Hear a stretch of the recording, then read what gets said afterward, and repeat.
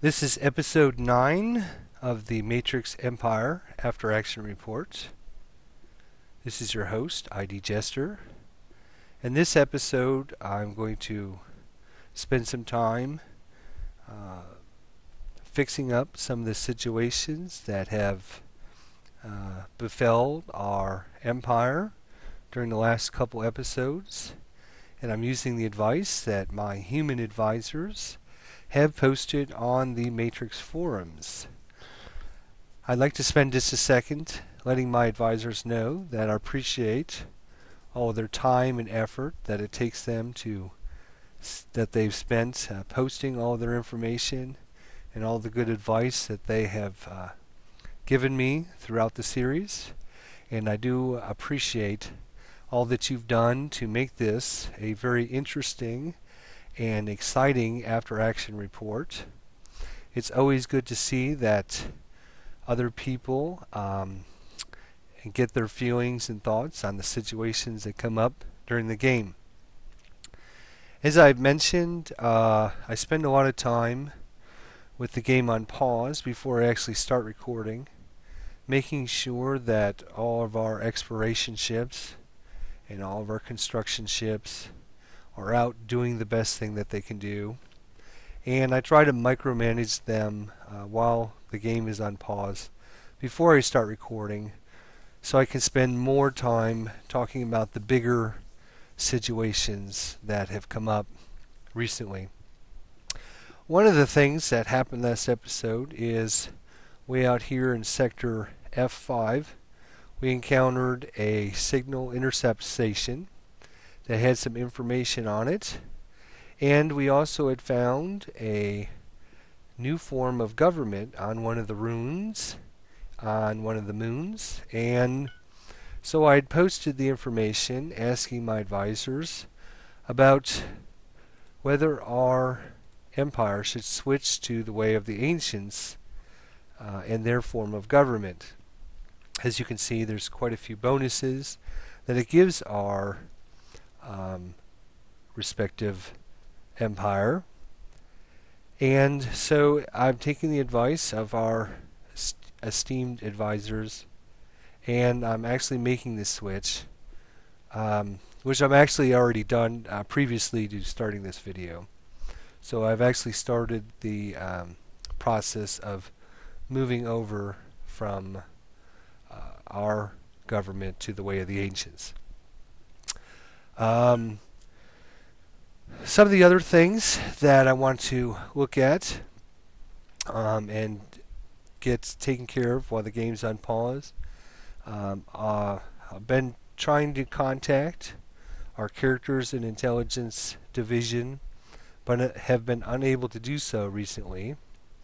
And the reason that has happened is we have a saboteur within our midst. Our fleet admiral, Weak Haneri, has been intercepting our transmissions and keeping us from contacting our characters in intelligence division. So he's been arrested and put on trial for treason. And if he's found guilty, he will be removed permanently out an airlock. We try to treat all of our citizens fairly and justly, but if you are found to be going against the Empire, we will not shed a tear for you. So, Weak Canary has been arrested and is no longer in any position of authority, and he's been thrown in jail. Our scientists,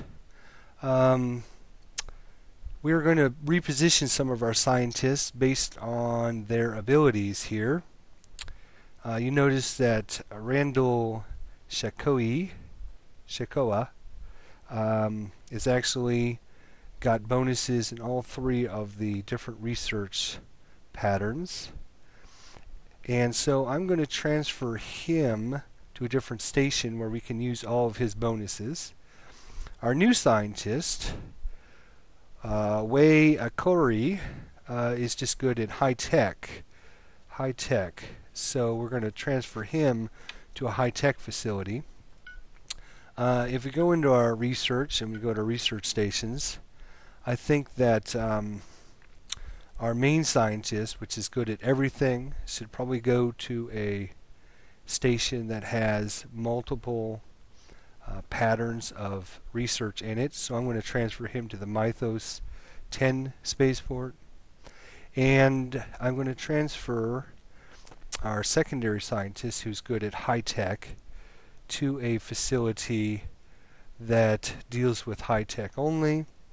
And so he is going to go to the Ugrith tier research facility. So we're going to go ahead and transfer our scientist here. He is going to Mythos 10, transfer, and our other scientist is going to be transferred to the Ugrith tier research facility. Since I haven't been able to contact our characters in intelligence office recently, I'm going to have to assign some missions for our other characters, and hopefully we can get back online and get some information from that office, and hopefully they haven't been too sabotaged by our fleet admiral who is working against us. We do have a new ambassador. We don't know much about him.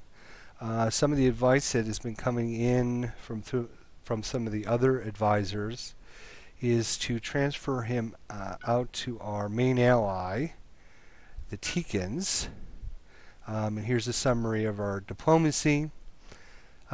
Pretty much everything has stayed the same the last couple episodes.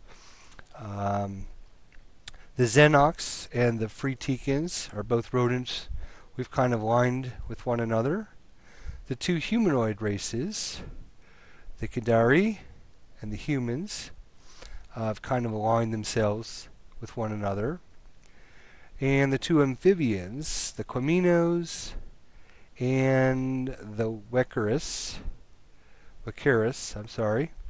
have aligned themselves with one another. That's kind of put a couple of the races out by themselves at this point. We have the Hyconish, which is a reptile family, kind of a newer race that we've come along. And we have the Keturov, which is part of the Urstanian family. So I'm assuming like dogs and stuff like that. Canine, maybe. Both of these races are kind of out on their own at this point. I don't think they've really done much to help or hurt themselves. Although now with the two humanoid races, they are actually got a free trade agreement with those guys. And because all of our diplomacy also falls into our pie chart and how everything is positioned throughout the galaxy. Obviously, you can see in the top left-hand corner, the year is 2762, and it's 0605, so we're about halfway through the year. And the halfway point of this game will be 2764, because I believe the game starts on 2754. So we've got about a year and a half before the halfway point, and you can see quickly that we are at 39% of our goals. So we're not quite at 50%. We've got a year and a half to get another 11%. So when that 20-year victory point margin hits, we'll be ready for that. So the things we have to keep in mind are the races that are obviously ahead of us. Now, we want to keep these races obviously happy with us, but we don't want to give them too many benefits because we're actually trying to catch up to them. So, as I had mentioned in my last episode or two, the free Tikans, even though they're our good friend and good ally. We want to help them, we want to protect them, we want them to do the same for us. We also want them to come back towards us, or we need to gain strength on them through our victory conditions somewhere along the way. So you can see they're at 47%. So they're well on their way of getting 50% within the first 10 years. So while helping and being diplomatic in the short term can help us, we also have to keep in mind long term we want to actually go by the two humanoids and the Tikan races, and so we can win the game at the end. So how does that all come into play, and how our characters, there's great assimilation in between the different facets of this game, and that's one of the reasons why I think it's so interesting, in that we can do all sorts of different missions with our ambassador.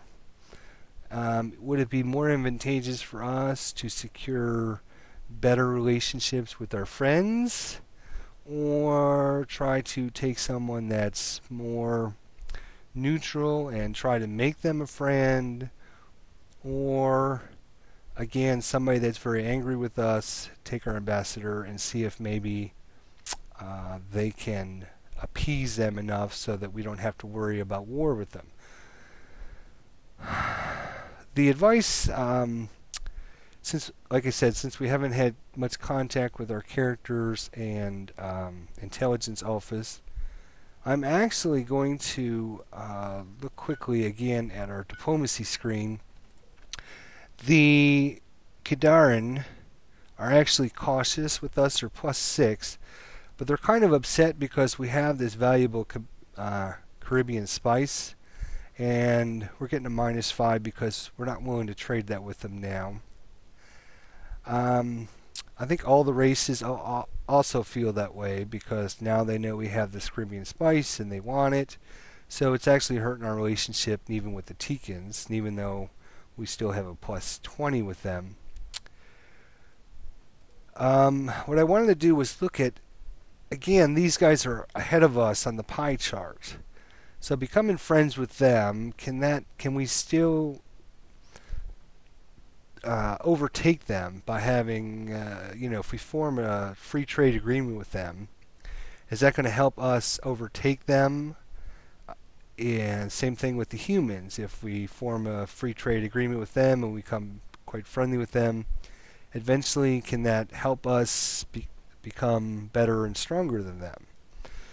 So there's a lot of decisions, a lot of things that you're just never sure about. But what I've decided to do is take our ambassador, and we're actually going to try to become friends with one of the humanoids and see if they can become more friendly to us. So right now we only know of the one humanoid planet, the Nebans, so we're going to transfer him to the Nebans and see if he can see what he does for us. As far as our intelligence office, if we go back into our diplomacy really quickly here, I think the two humanoid races we can become friends with. Our ambassador can do a good job, and we can maybe become friends with them. And even though they're higher than us on the pie chart, I think we got the economic and military means to maybe catch them. I think our biggest enemies at this point are the two amphibian races. And even though the Cominos are actually a +3 to us, and the Wakaris are a -2, they don't hate us, they're just not really liking us too much. So I think they are going to be our biggest enemies at this point. The two kind of independent races that don't really have a dancing partner at this point, the Keteros, I think they're going to try to align themselves with the two humanoid races. You can see they have a free trade agreement with them, and they're, quite friendly with them, I believe, which kind of puts the Haikonish all off by themselves, and they don't really have a dancing partner or anything like that. Now, where does that put us with the Haikonish? And this is where I hate to drag on and on in this video and just talk about meaningless things like this. But this is part of the game that I think is very interesting, is that you can focus just militarily and play the game as just a military and try to conquer everybody. You can play the game just as a diplomat and try to diplomatic solution to win the game. So there's many different avenues of trying to achieve your goal at the end of the game. But I think if you delve into the game and spend some time with it, you can see how every little decision and every little thought interacts with other parts of the empire, and how certain actions you take you think might be good in one part of your empire, but it might actually hurt you in other avenues of your empire. And this is a good example. The Haikonish, they're actually a -5 with us. They're kind of a new race to us. They're actually quite strong colony-wise, not military-wise. They're ignorant to our ways, so we get a -3, and they're upset that we aren't trading resources with them, so that's a -5. But if the interesting thing is, if you spend some time, which I do with the game on pause, and you can kind of analyze some stuff, when I was going around looking at all of our different colonies that we have right now, you see our main home planet is Xenox. We got, what do we got there? 12,187,000,000 people, looks like.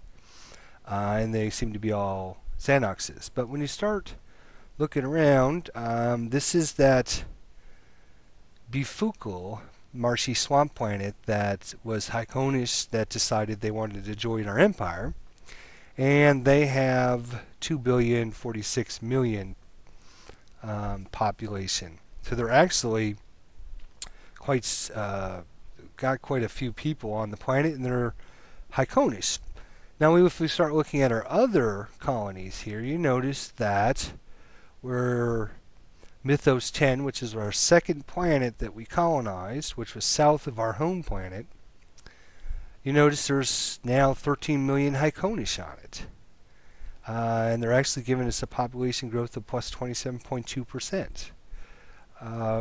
Realty 4, which is one of our new colonies that we just colonized in episode 7 or 8, you notice again they have 50 million Haikonish on it. This planet here is just all Xenoxes, and this planet here is Xenoxes, and these are the two we had just conquered. So I think we have quite an influx of this Haikonish into our systems, and you can even see that we're getting some bonuses from them in our empire.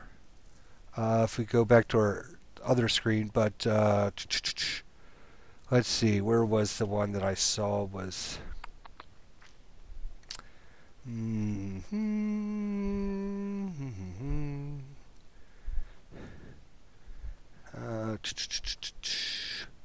I know there's some in here. I'll just have to, when I was clicking around, maybe I have to go back to our main empire summary screen here. Yeah, here we go.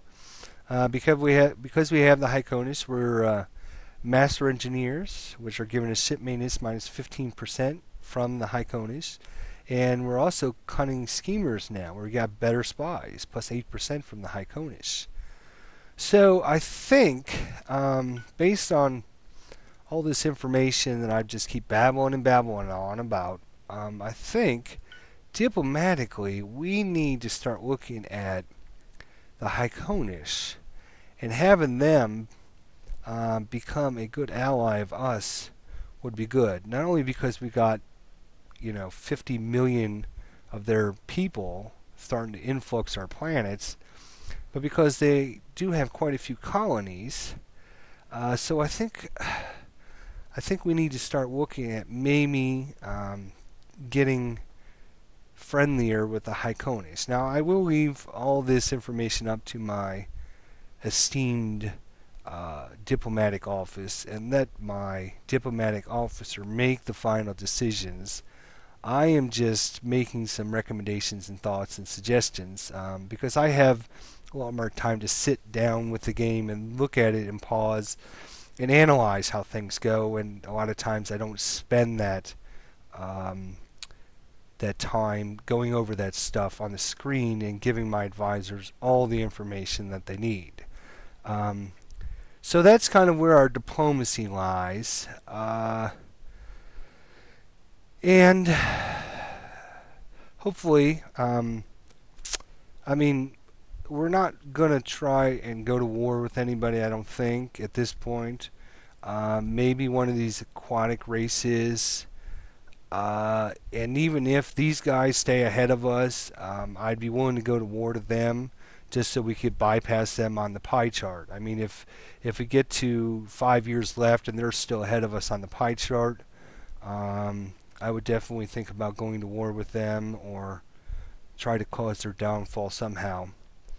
Speaking of which, one of the things we are going to do is we are actually going to send our intelligence agent on a very risky mission because I don't see any reason not to. And we're going to cancel his counterintelligence mission, and we're actually going to have him go against the Utrantu sovereignty, which is that Wakurish race, and we're going to have them steal their territory map.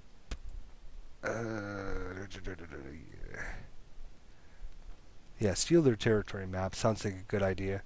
And we're going to give them 3 months to try to do it. That's fine. 58%. We got a 50-50 shot.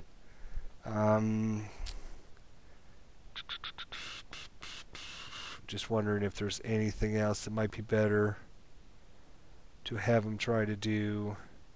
But right now, I think in 3 months, let's see if we can find out some more information about these guys. We know that the Wakaris have 5 colonies. We only see 1 or 2 on the screen here. So they got other ones scattered around. I'm just wondering where they are, what they're up to. So I think trying to steal their territory map would be a good option for us. See if there's anything else I need to do with our characters. Probably not. Okay, I've had to go in and redesign our escort ships that we had previously built in the queue because the computer was designing them to do their own, and I didn't realize that when I built them, so I made a new escort, and we'll take a quick look at this. And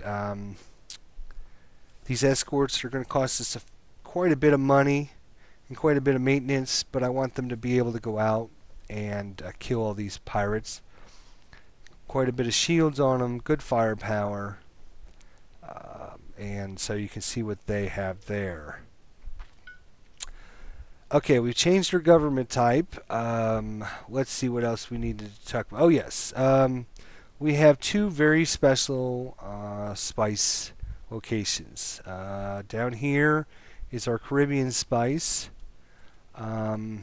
So what I've assigned to do on this down here is, since it's so far away from everything, I'm not really too worried about it becoming under attack or anything right now. So I've got this escort ship that's just going to go down and sit by this planet. In fact, if you watch as I zoom in here, we actually have a ship, a freighter, that's actually transporting Caribbean spice now. So we're actually going to start getting some of that into into our empire now, and we should be colonizing this planet as soon as we go into actually playing the game.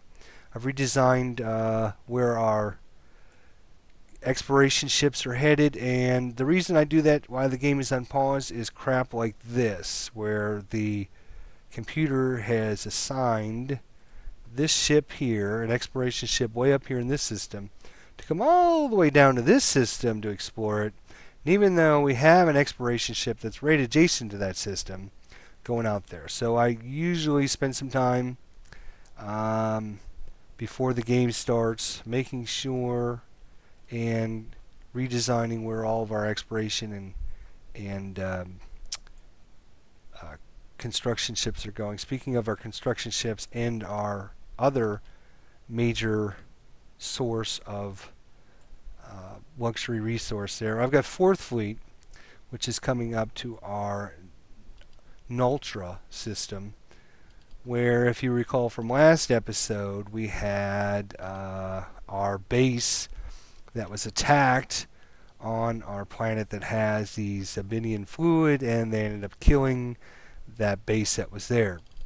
So what I've actually got is a new construction ship. Where is our construction ship that's headed up there? I have a construction ship coming up there, and it's actually going back into our design menu here. I've designed a mining station based on the recommendations of our advisors. That actually mining station that actually has some defensive capabilities in it. I added an ion cannon, 3 heavy rail guns, 2 concussion missiles, and 2 Epsilon torpedoes, which is a lot for a mining station. Obviously, it's got 101 firepower, but I want our resources to be, especially our very valuable resources, I want them to be protected well, and I even added some shields into this base. So I've assigned a construction ship to go up there and rebuild that base with that weapons mining station base. Looking through my notes to see if I've missed anything that we need to talk about. I'm actually trying to take notes now before I start the videos, to make sure that I have something to talk about. The other thing, yes, here, we had actually, last episode, I believe it was last episode, we actually came across out here in the Burnda system, we came across a colony ship, and you can see we were very lucky to get it, because not only are the Delaries out here, but also the Ancient Guardians are out in this sector.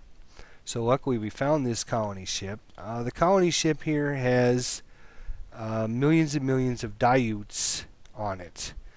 For those of you who are not familiar with the Daiuts, they are a very aggressive and powerful insectoid race,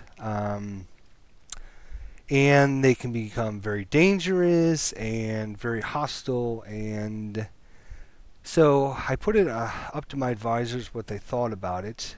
What should we do? We could just destroy this colony ship so nobody else gets their hands on it.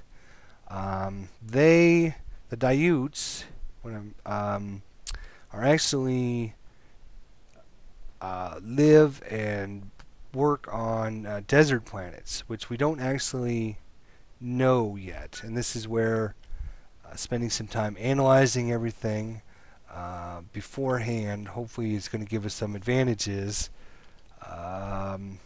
You notice here we're working on Open Trade Network, and our high tech, by the way, our high tech is awesome, 779. Our high tech, once we do the Open Trade Network, we're actually going to be doing desert colonization. So if we're going to be doing desert colonization, do we want to use these Daiutes? And do they want to run the risk of having them rebel against us?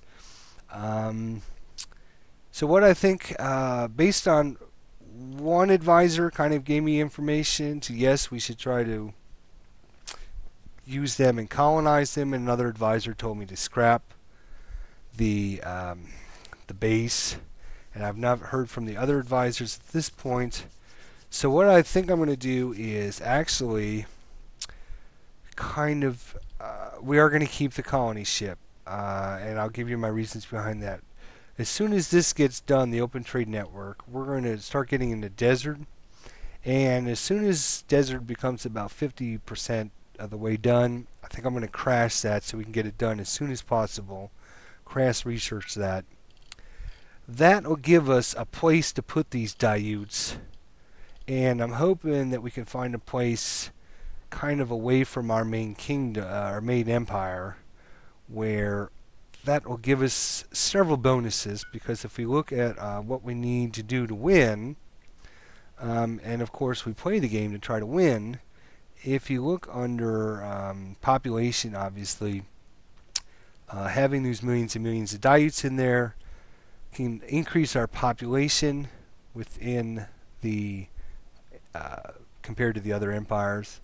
And also, if we can build away from our current location, it would also give us a territorial advantage as well. So I'm thinking, because of those two, because of the green and the yellow, maybe if we could find something out in this central area, kind of away from our main kingdom, we can use that the colony ship to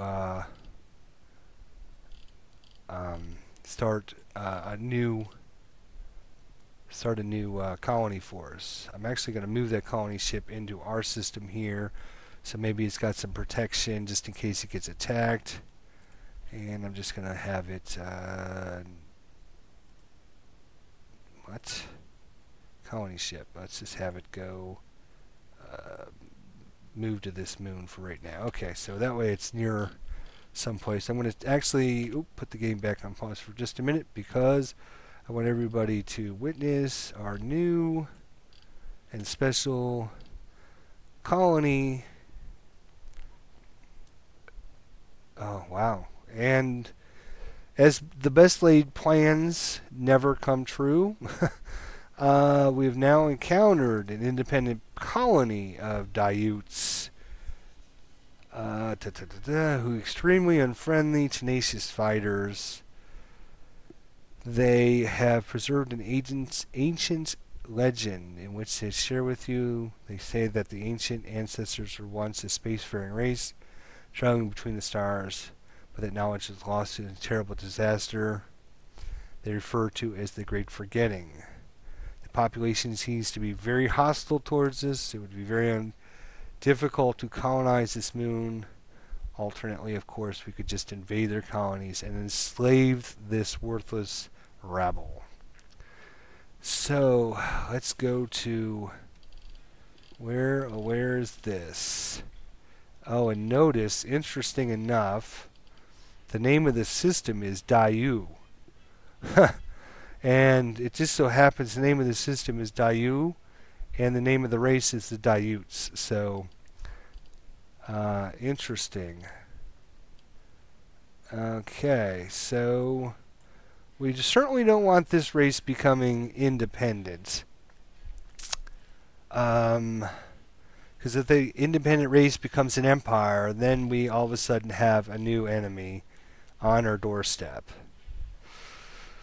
Oh boy, so that brings another decision. Do we then just try to forcibly take this away? Do we just destroy this colony ship then, because we don't need any more of the Daiutes around? Wow. Decisions. That's why this game is so interesting. Well, I'm going to think about that in between videos. This one was supposed to be a shorter video to just kind of go over, but I do want to continue this until we colonize our new system Talara Yagin 2, and there it is. So we now have our 2, 4, 6, 7th colony, and the reason we decided to do this one is because our Caribbean spice is here, and with a colony over here, maybe we can get that Caribbean spice in and out of our empire quicklier. Quicklier? Is that really a word? I'm not sure. Let's see where we got this action going on here. This is exploration ship. Again, a swarm of these lobsters, whatever they're called. Oh man, there's a whole... Let's see, there's a whole bunch in there. Let's see how far away it is from us. Alright, so we start expanding out that away. We know we got to deal with that situation. Alright, I think I will have this video come to a close. I think I've talked about everything we need to talk about.